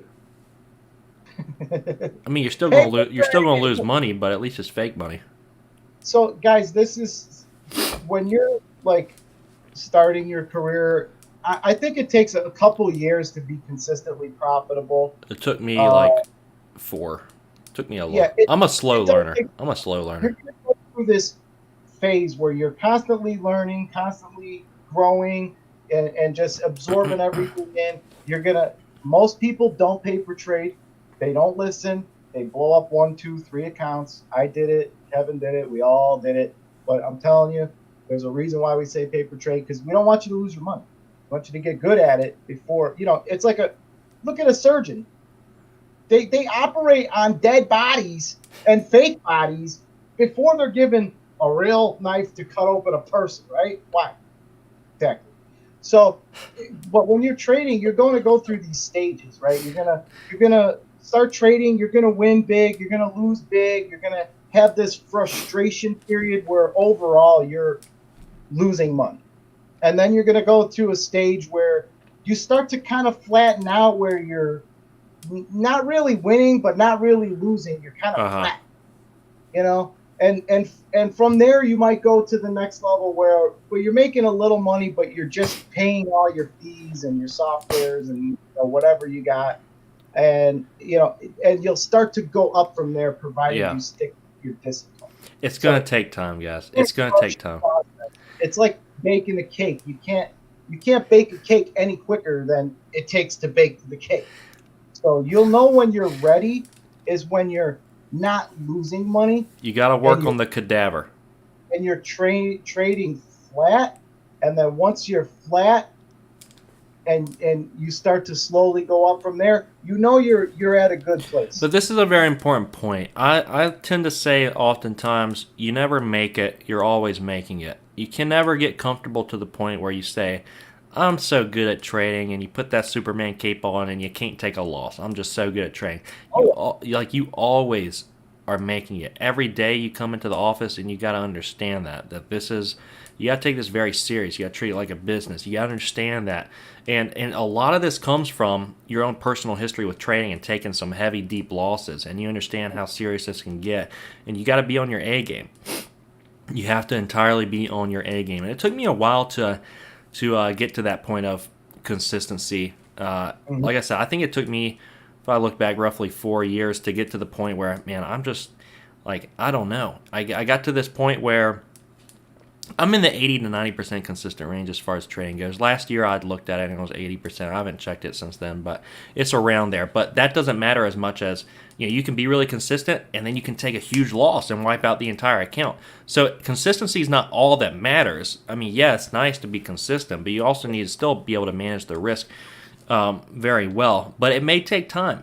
And I think with trading, you have to be very, like, I made this commitment when I first got going with it. I'm like, I'm either gonna, and I know this is gonna sound funny, but I said I'm gonna make it and be consistent and trade, trade consistently, or I'm gonna die trying. Essentially, is what I said. I'm like, I want to do this more than anything. and I'm gonna figure it out. And I heard the same when I was getting it. I studied cinematic arts and film. I guess that's how this YouTube thing relates, Coin. But I remember going to film school there, and they were saying, you gotta want this more than anything else in the world, or you're gonna have a hard time making it. And I really didn't want that more than anything else to work on. I had my dose of working on films, and it's brutal, man. I don't like waking up and working 12 plus hours a day. I'd rather click a few buttons and call it a day and go lay in my hammock or jump in the hot tub. That's the life I like. I'm a homebody. I like to click buttons, and this is kind of what I wanted. And so far, she's been good to me, been good to the family, and very excited for the future with it. So, with that being said, I think you guys have a great future with it, but you have to be so driven and focused, and I want this more than anything else. Absolutely anything else. And I think you'll get there. More than anything else, you got to prove it, because it's not enough to want something. You gotta grind it out. You gotta be there. You gotta do your research, whatever tickers you're trading. Learn like Kevin does the pre-markets. Look at the past chart history. Look at the price level. This is stuff you have to do. Yeah, it's frustrating for me. I mean, like, I'm up in the office at 8 a.m. every day, flipping through charts for at least an hour in the morning. And for me at this point, like, I don't know, it's just what I do. So I it's a little frustrating to me when people are jumping in pre-market like 5 minutes before the bell. It's just, man, come on, you got to take it serious, dude. You got to take it serious. Because what you're going to do, trade what Kevin trades on a 10-second delay? We're going to change that. We're going to get up. We're going to change that soon. But you have to, I used to be in a lot of chat rooms when I first started. There was one good chat room that's out there, and he taught me everything I needed to know in that chat room. You're welcome. I'm not in any chat rooms anymore because I know what I need to know now, so it doesn't matter. But the discipline, it's all about your discipline, and like Kevin said, you got to want it more than anything. But you have to put in the work. You can't be sloppy with it. You can't just buy something because it's going up. You can't buy something because you've seen stock tweets or some Facebook group or Twitter or somebody with the posting the rocket ship. No, that's stupid. You got to know what you're doing and why you're doing it. If you don't have an edge, and your edge is not following some alert on Twitter, that's not an edge. You know what's funny? I don't know if this is too personal, Coin. I'm not going to say anything too personal, but like, Coin and I, it was just funny. We were talking the other day, as Coin's got his office down the road, which is sick. I love that. And I don't know. I feel like Coin and I have a very similar mindset as far as, like, we don't care about the luxurious life at all. We just, like, we have no debt. We don't care about stuff. We're not luxurious. We just love trading. Just wake me up and let me do what I want to do, baby. I love trading. That's what I like to do. I don't care about the luxurious life at all. Well, I put myself in a position where I wanted trading more than anything, right? Yeah. That's what I wanted to do. I owned a roofing company for 12 years. That's all I did. Fortunately, it put me in a good financial position. But I wanted to make a full transition to be a full-time trader. So I started trimming things out of my life that I didn't. I got rid of all the extra burdens in my life that were going to be weighing on me, right? So, I'm a firm believer that when you push yourself into an uncomfortable situation, yes, it's going to force you to move toward comfortability. So I closed my business. I got rid of a lot of assets. I just slimmed everything down. I got a trading office, and I forced myself to say, okay, well, guess what? Now you have no more income from your business. Yeah. So now you have to perform. We hadn't even talked about that, but situation. So then, of course, you're thinking, okay, full-time income. What do I need to live? I got my phone, my cable, my this. Okay. Dude, we hadn't even We hadn't even talked about that, but that's exact. Like, my wife just quit her job as a nurse. She's making like $30-some an hour, and it's like most people would look at that and be like, "What?" But then it forces me into a position just like you, where it's like, okay, it makes me uncomfortable to the point where let's get it going. Let's get it going. Look, I I keep my daughter's picture right next to my desk, and there's a little note on there that says, "Don't take a loss, Daddy." So I make sure that I'm always keeping her Don't take in a mind. Right? loss. Hey, I got to feed my family, right? So I put myself in an uncomfortable position on purpose, and it really forced me to get to the other side, to where now that's all I do. That's all I've been doing. You gotta change that though. Say, don't take a bad trade, Daddy. Don't take a bad trade, Daddy. Cut it early. So because I know Yeah. I've learned, because when I first started trading, I took some big losses. I was making tons of money doing roofs, so it didn't, if I took a couple $1,000 loss, it didn't even shake me. It was no big deal. But now that this is all I'm doing, and I've got to feed my family, I know I'm not taking a big loss. I will not take a big loss. It forces you into a position. It forces you to just do it. So, that goes back to just have your edge. Make sure you know what you're doing. Plan out your trades. Get there early. Don't trade during lunch. I made that stupid trade today with Kevin. That was a waste. That's a waste. The liquidity's there, right? You want to trade when the liquidity's there. What stupid trade? That ESRT, that one. It popped. Oh, yeah. If I bought it, put a stop loss in, moved it. It's like I made a couple bucks, but it was nothing. It was because it's a lunchtime trade. There's no. Yeah, you put food on the table. It was I made a couple big. It might have been a Happy Meal though. Yeah. And hey guys, if you're saying, oh, I got a job or I work, that's fine.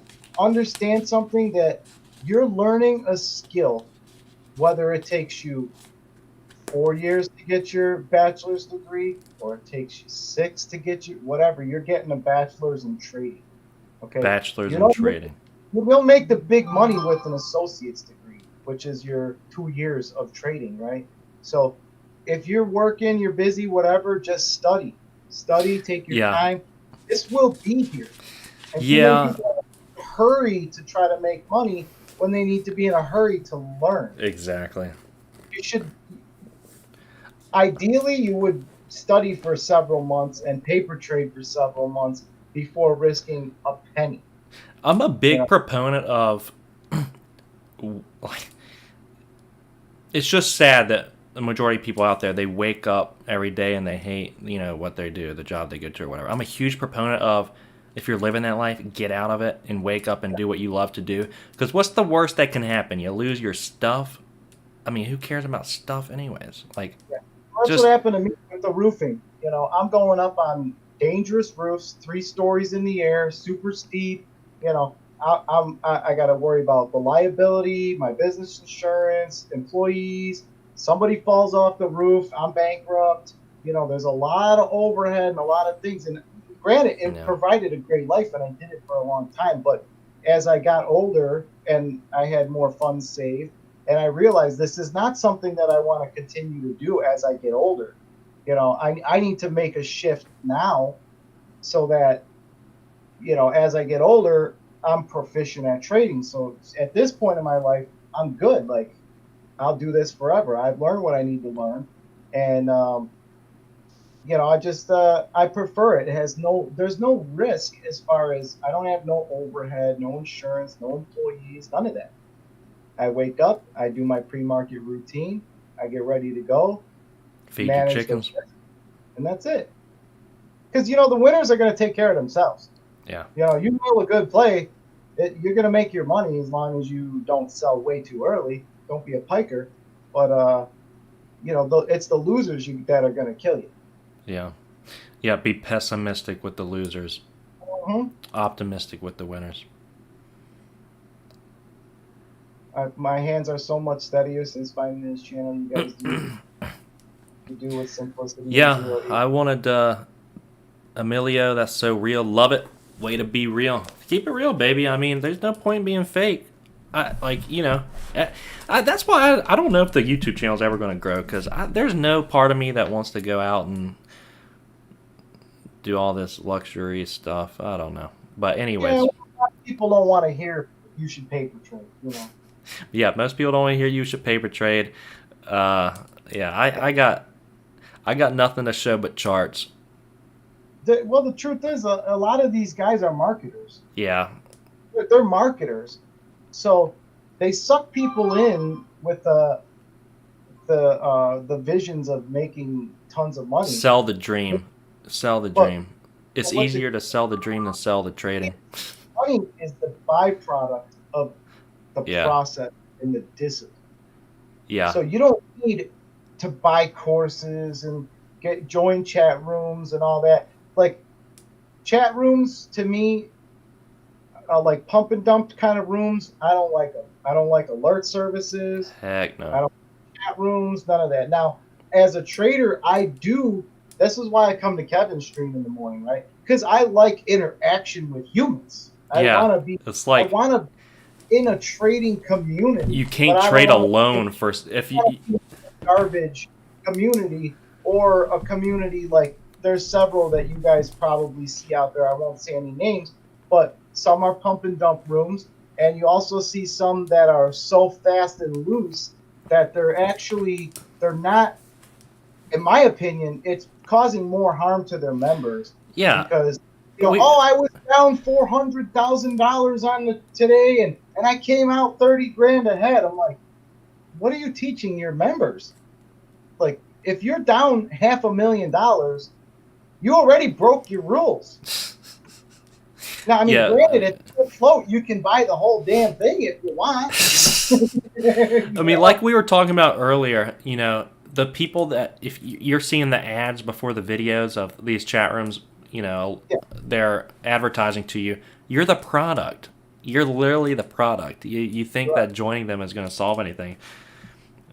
Yes, it's not. But I think if we had to like wrap everything up into a nice little bow for Christmas and put it under the Christmas tree, since that's kind of relevant, experience is the best teacher in the market. Like, I wish I could just come out with a course and sell it to everybody for $2,000 tomorrow, but I'm not going to lie to you.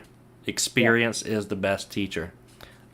Your experience over time, your experience studying the markets, there's no magic wand. Unfortunately, there's no holy grail. I know that's not very marketable, but there's no holy grail. Experience is it. When you're watching these charts live and in the moment, and then your gut tells you, like on solo for Coin Today, like CDODX for me, or PDDD, or PDDD, whatever it is, earlier, the gut's everything. I mean, the gut is everything. That combined experience over time, you guys watching the markets for years, every single day, all day.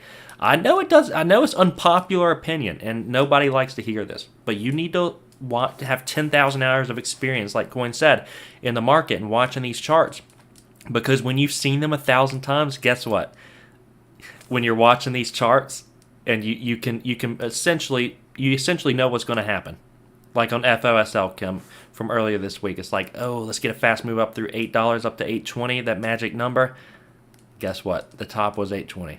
So you've seen it 1,000 times. You know what's going to happen 1,000 times.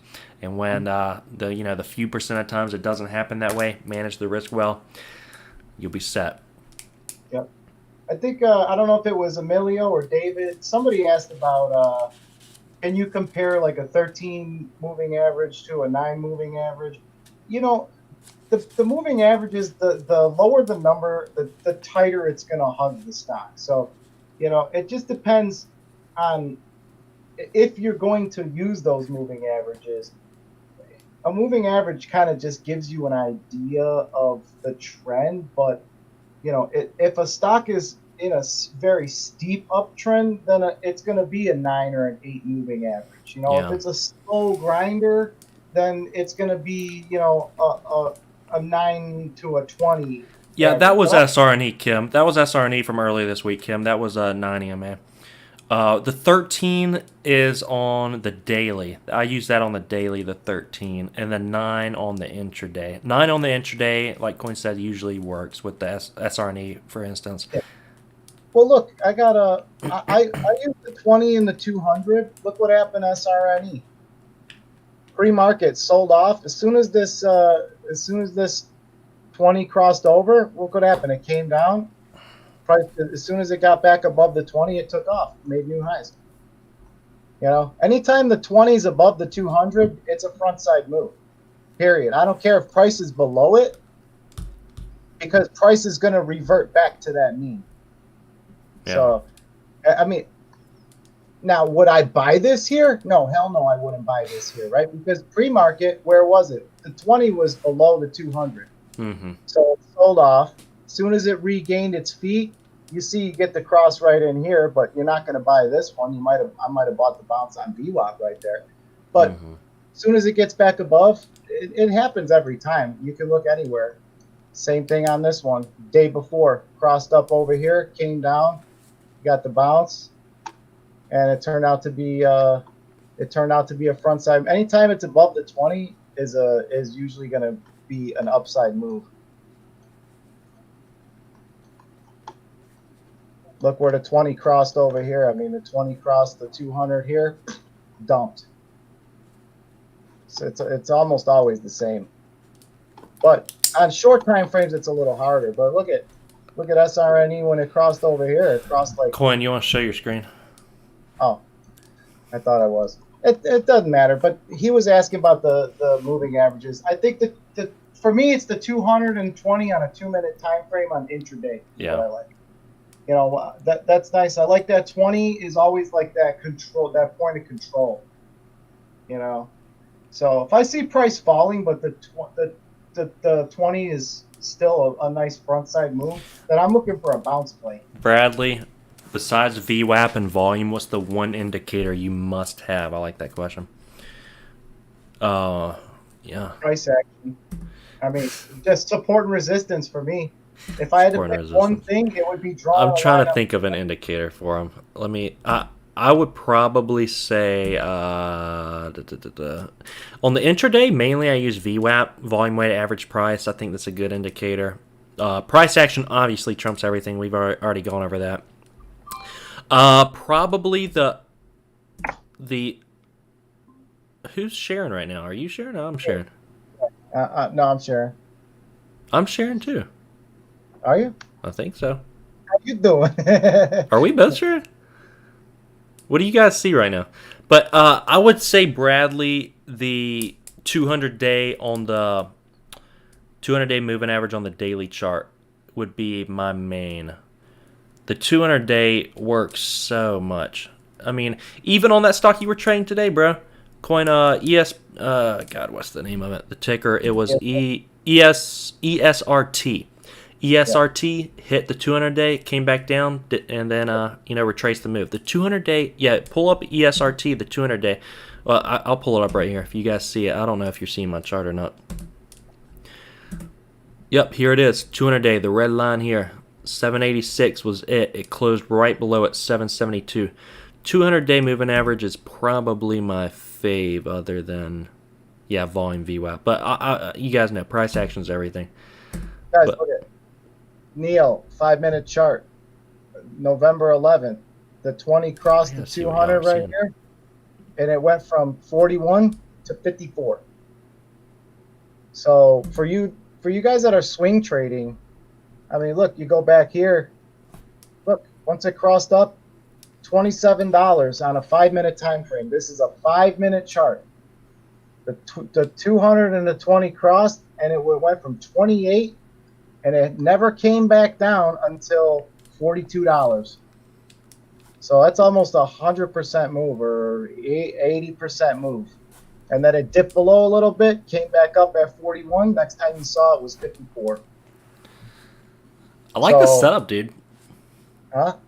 The setup's nice. Got me and you above your chart. I don't know what I did. Looks good, though. I don't know, but it looks good. Not as good as you, but it's all right. Yeah, I like that for intraday. That's my main thing for intraday is But I like the 2-minute for I like the 2-minute to check it or to get a little earlier indicator. Yep. But look, Neo popped right here at 40. Never came back until 49. It's a $9 move. Even if you bought 100 shares, you made $900 on a move like that. And it's the same on the short side. It crossed over here at 43 and sold all the way off to 38. So it's not the end all be all for me. I use it as a just another confirmation. But at the end of the day, I'm looking more at price. I want to see. I'm looking at the buyers and the sellers. That's my main thing. I know what when you trade a stock repetitively, you know what a big share size is in the order book. 1,000 shares, 5,000 shares. That's not a big order. Neo today, when I started scaling into my trade, it was filling 300,000 share orders. Mm-hmm. So there's two things going on there. One, it's the shorts that are covering from the morning sell-off because it bounced right at the 9 EMA on the daily. So there's shorts covering. Those orders fill, and then I see her price pops up, and then I see they reload. Now there's another 300,000 shares sitting there. Like, okay, I know, like, to me, that is a very good area to buy. Somebody just spent 300,000 shares times $40. It's a multi-million-dollar order that got filled twice. And what happened? It got filled again, they reloaded again, and then from there, price reversed, $4 in a matter of 15 minutes. That was my order, bro. Yeah, nice. So, I use the averages, but I also use the order book. Like Yeah. For me, I need to see the size, and that's a good thing about trading a ticker repetitively. So, for newer traders, it's really good to just have like 10 stocks that you watch all the time. Whatever. It doesn't have to be forever. Yeah, but because for a week or two, you're trading Apple, you're trading Neo, you're trading Workhorse. You get comfortable with the numbers. You get comfortable with, I could tell Kevin, hey, Kevin, what's the support on Workhorse? And he'll tell you without looking at the chart. He knows. What is it, Kev? Yeah, it's $15, right under 15. Preferably I'd like it at like $14.90. Quick move, Yeah. but he's traded Workhorse enough times in the last few months, right? So things pop and they get hot for a while, then the sector fades off, and then it'll be something else. I mean, once you've been trading a while, you become familiar with a lot of tickers, and that's where experience comes in. Like, I can see something pop up, and I immediately know, is it a low floater? Does this one normally sustain a move, or is it normally a pump and dump? Like, I'll see stocks pop up all the time, I immediately am like, okay, that's pump and dump. It's an avoid for me. Not even trading it. Yep. All the time, every single day. So that's where experience comes into play. You just get familiar with each individual ticker. You guys got any more questions before we wrap her up? Wrap her up. Yeah, we'll go just a few more minutes if you guys have any more questions. I think it's been an awesome stream. So when you do trading for a living, how do y'all pull money out, or when do you pull money out? Well, that's a good question. Yeah, I mean, I don't just solely. I live way below my means, like 7, 8 more X. So I don't have to. I mean, I don't really. I don't touch the money a whole lot. I make money in other ways. I just pull mine out at the end of the month, enough to pay my bills. I want to try to keep more in there, and most traders will move it around like every few weeks or so, and then throw some money in some investments or whatever. But if you need the money for bills, obviously, yeah, I pull money out to pay my bills at the end of the month, and then I'll put a small percentage into a long-term portfolio account, yeah. And then the rest I just ride, and I buy Bitcoin. That's the key to life, guys. If you're young and wondering, live way below your means, and your means will last you the rest of your life. One thing I want to cover real quick is how to recover from a big loss. If any of you guys have had a big loss recently, and just some of the things that I do when I recover from a loss. One is I got to have the discipline to shut it down. 2 is I exercise. I exercise to when you exercise, it releases endorphins and it makes you feel good. So I exercise. You're making me feel bad, bro. I do one or maybe two squats a day. I do a sit up in the morning. I don't do a whole lot on the workout side. I exercise, I take walks, and then I do a recap. I do a recap of the trade, and I always do it after I clear my mind, not when I'm pissed and ready to break something. I clear my mind and just let it go, and then I journal the trade.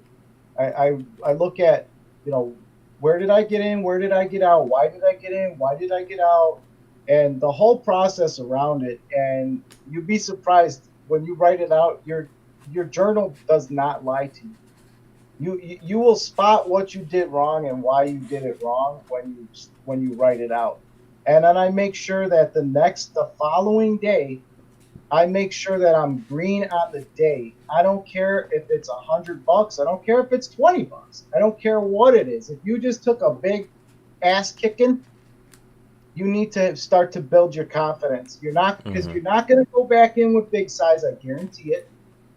You just won't do it because you just got your ass handed to you. So if you just got in the ring with Mike Tyson and got knocked out, you're not going to want to even get back in the ring again.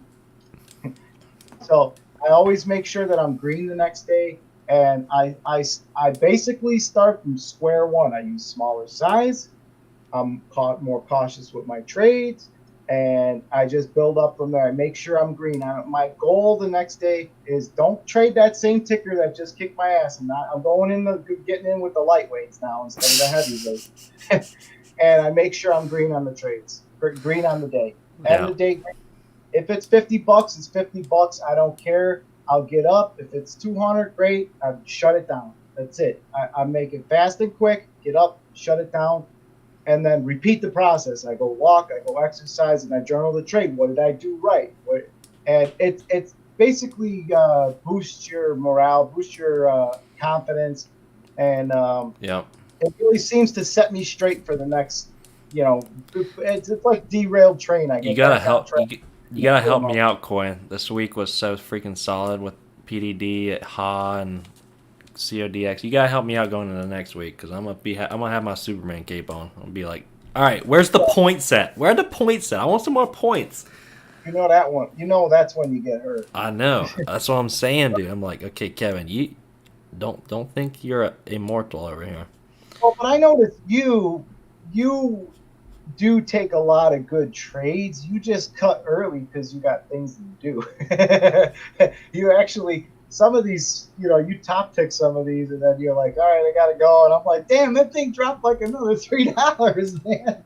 God dang it. I know. Taking profits is, AMC, I think it was. Don't remind me, Quinn. Yeah, taking profits is my struggle. I take them too early. CODX, I bought in top tickets today, so I'm happy there. But even this week, I mean, SRNE, I didn't let it go all the way. I don't know. I'm trying to work on it, man. But that's where I struggle. I take profits too early most of the time. Yeah. What's your number one struggle? Mine? Yeah. Mine is definitely over trading. Without a doubt, I sensed that today. I sensed that today when we were meeting up for this Google Meet. You're always sniffing out for a trade. You're like a freaking... I am. But the thing is, I'm very cautious. So you are. You didn't take a bad trade. You were just kind of sniffing one out. Yeah, I seen it pop on the scanner, that damn scanner.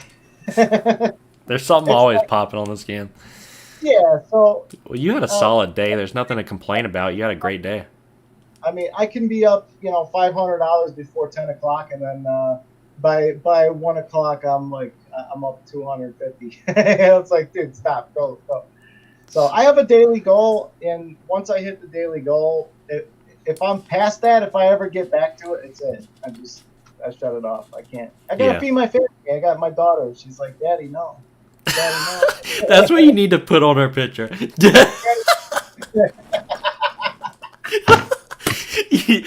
That's what you need to put on her picture, not whatever you have. Don't take a red trade. You need to put Daddy, no. the COINFOX sniffing out the good trades. Dude, you so gotta change that because that's your weakness. Put on there, Daddy. Please don't take that trade.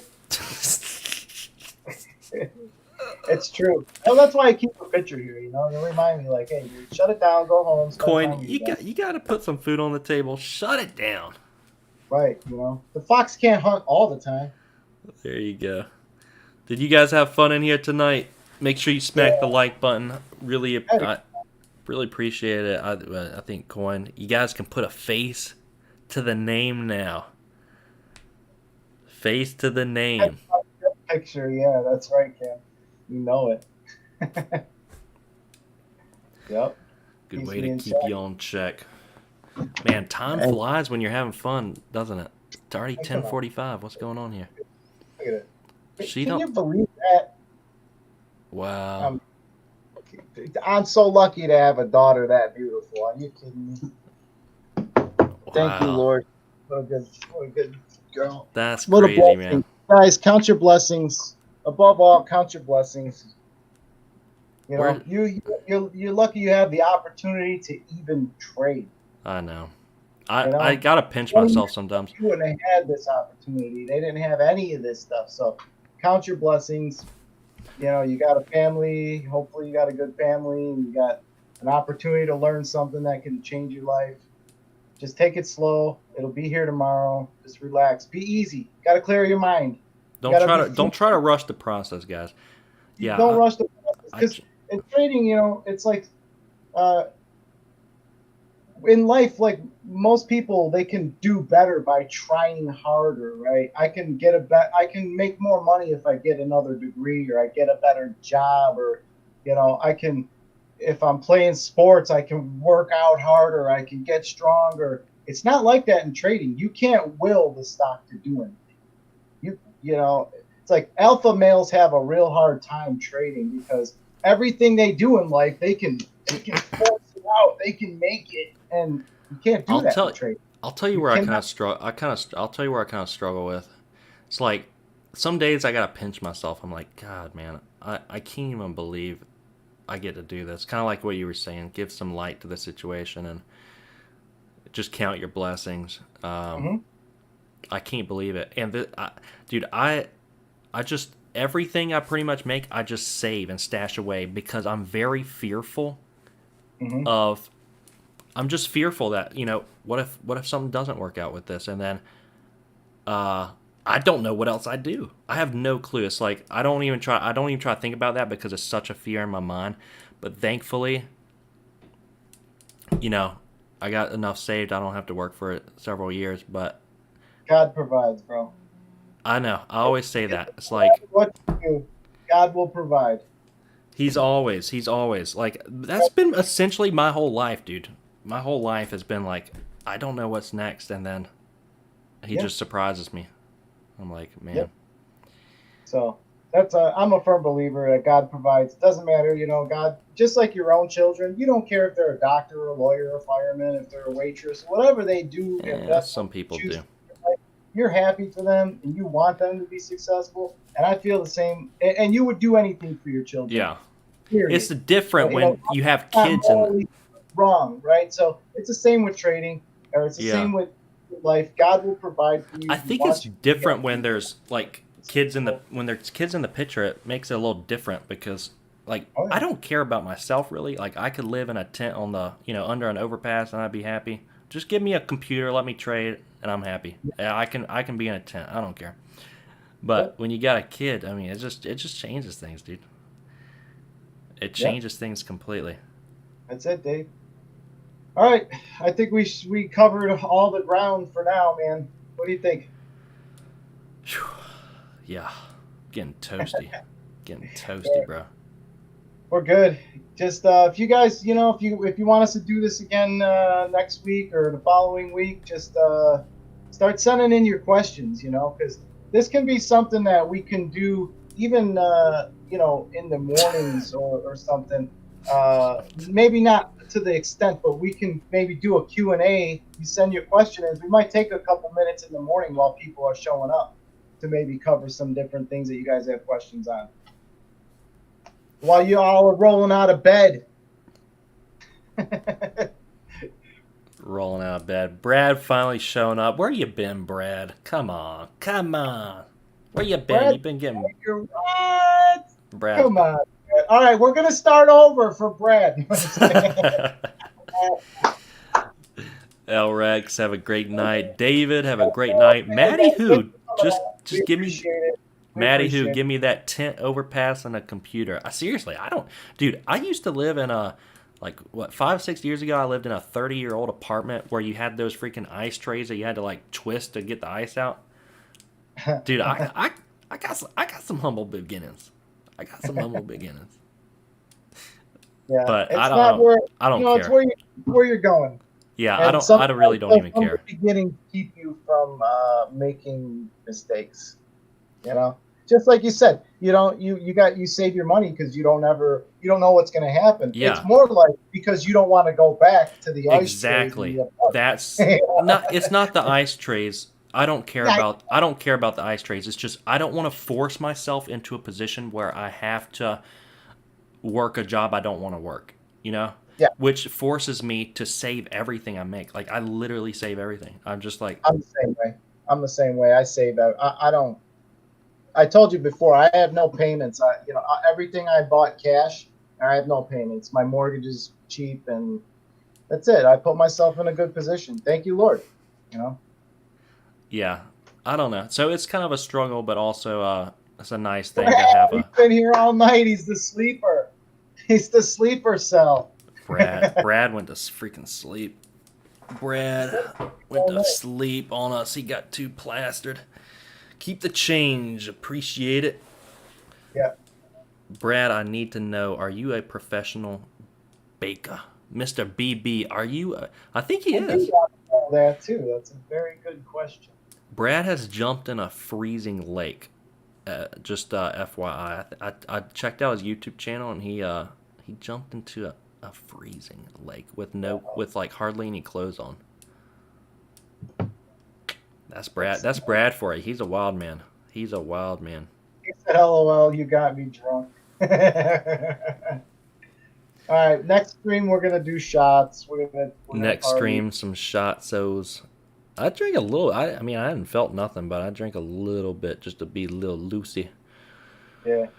But how'd that chocolate milk treat you tonight? Good. I love chocolate milk. I literally drink several a day, probably upwards of like. Do you milk your own cows? I know you got the chickens. Oh, I got chickens, no cows. No cows. The chickens started out as something my daughter wanted. I'm like, okay, and then my landscaper's like, I got 2 chickens, I can't keep them. Can you take them? And next thing I know, I got a flock. You know, I'm like, what the flock's going on? Coin's over here with his own flock. You got your little like flock stick and your robe and everything. Leading the flock. I do. I got a staff. I don't think chickens will be bad. I mean, you get free breakfast every morning, right? I love it. I love it now. I mean, now they're like family. We love those chickens. Now we've had them for like 3 years. And I mean, they get the chickens. You know them on a first name basis. I do. It's like any animal. They all got their own personality. You got the shy one. You got the bitchy boss one that's taking everything. You got the runner. She's always trying to escape. No one else is. Just the one. You know, they all got their own personality. It's hilarious. That's funny. We're not even talking stock. I got to go home, spend time with my family. Your family? My second family. Like, you're in the family, bro. I love The Office, dude. Office is sick. I seriously love that. I like it. It's fun. I I rented The Office because being at home with the wife and the kids and all the noise and I get into a trade. Dad, I need this. Dad, I need that. I'm like, hell no. I need to be, dude. Fluid. I need to be easy. Plus I'm going to start doing my streaming out of here too eventually. So Coin with the streaming, we're gonna help him out. Yeah. I'm the same way with like it feels weird because you feel like you're wearing different hats in the house. Like, okay, I've got my trading hat on, but then also I'm at home, so people think I'm like available, the fam thinks I'm just up Oh, here and yeah. I can cater to their needs. Like, Dad, make me breakfast. And you're like in the middle of a trade. It's like, Throwing cereal out the door. Here, you know where the ugh, milk's at? Yeah. exactly. Well, the older they get, the more maintenance they need, ironically. Kim's got chickens too. What's going on? Is it And with chickens, yeah, boy. just the ADT team all got chickens? I guess I gotta get some chickens. You're in Carolina. You should have some chickens. Yeah. But hey, well, if you don't eat that many eggs, it's honestly, it's much better to just go buy the eggs at the store because it's a lot of work. I mean, I love the chickens. I wouldn't trade them for anything right now. But in hindsight, I would just go to the store and buy the eggs for $3. Yeah, I mean, yeah. They smell like, There's a lot of and work. A lot of work, right? it is. Plus I walk them all the time. I don't really eat. I'm not really a breakfast guy. I mean, my wife's very nice. She normally has me some coffee and a little breakfast. This morning she had me something and some coffee, so she's been great. Yeah. She's my chicken. Oh, yeah. My wife's good with it. She always gets me stuff in the morning. Honey, wake up. All right, guys, I'm out. You guys have a good weekend. Don't look at too many charts. Clear your brain. Defrag. We got your the brain. Masters golf. We got some UFC tomorrow night. I got a mentally taxing playground to build. You're working your eyes a lot, you're working your brain a lot. You do need to de-stress. I recommend if you're going to look at charts, do it Sunday night. Does she know about those trading diapers though? Does your wife know about your diapers, Coin? Trading diapers. I think you said something about trading diapers the other day because your son was screaming or something. No, it's like, it always hits you at 9:29. You know that. Literally, the the bowels always hit you right at 9:29. You got to have that trading diaper on. I'm not going to go there. On that note, you guys have a good night. Yeah, you guys. We'll see you later. See you Monday morning, guys.